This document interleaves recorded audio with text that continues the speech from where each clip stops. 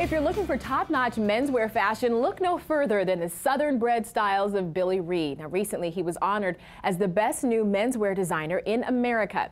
Billy took Lauren on a really fun tour throughout his unique store. Take a look.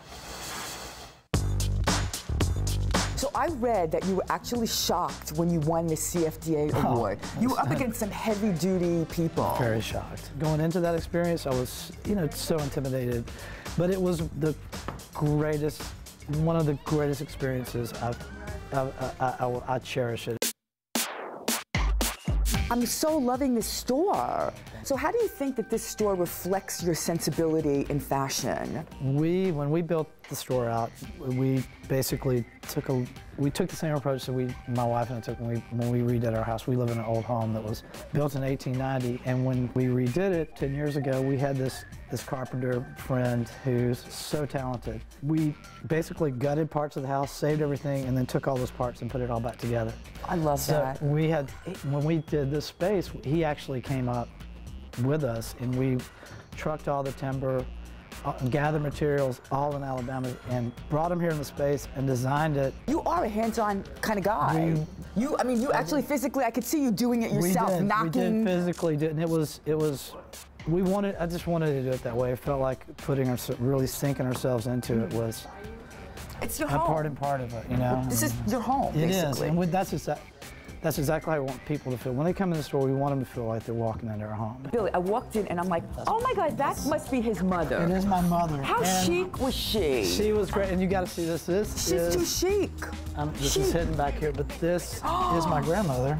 She's gorgeous. Wearing the same necklace and the same earrings, and we just found my cousin actually had these. Well, I get the sense that your look is country, farm boy in a way, but yet it's sophisticated. Did I get that right? We'll go with that. Can we go with that? Thank you. We'll go with that. What's the biggest mistake that men do? I think less is more. Having better things is better than having a lot of things. So especially, I think in tailored clothing especially, because if you get something that really is made well, fits well, it's going to last you longer, you're going to look better in it.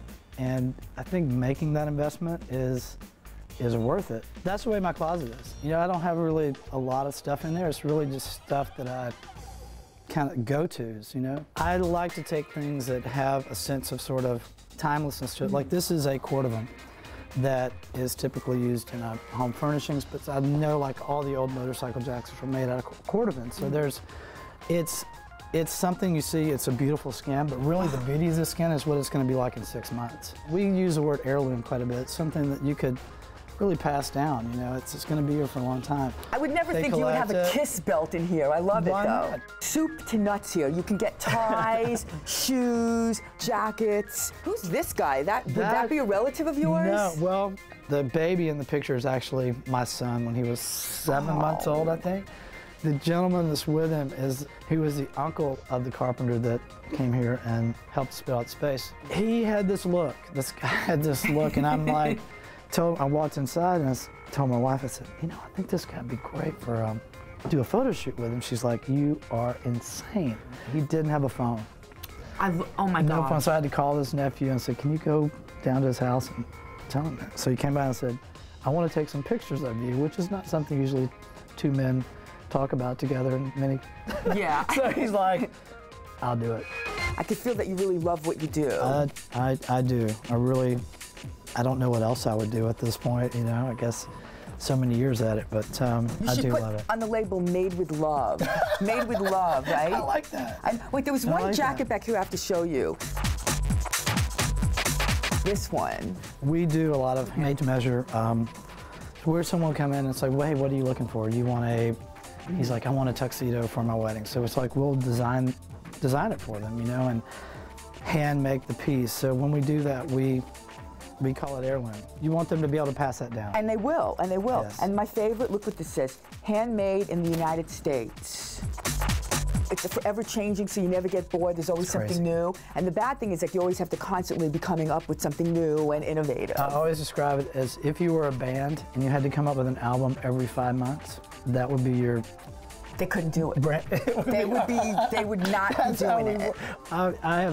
It's such a tough business, but it's just, well, what else would we do? Got a flair for design. I love that place. All right, well, the store has a very homey feel to it. I think that's what he's trying to go for. Thanks a lot, Lauren.